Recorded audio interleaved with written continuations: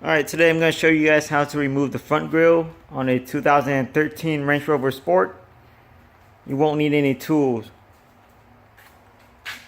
There are 4 latches that you need to undo first. Right here, here, here, and here. Just push the tab down and pull it out a little bit.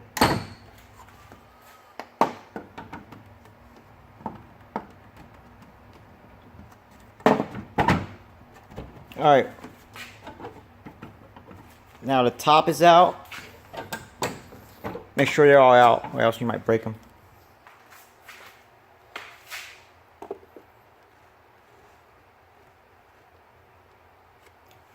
Alright, all you do is pull both sides straight out.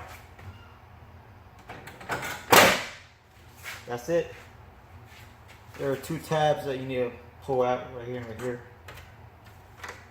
Thanks for watching.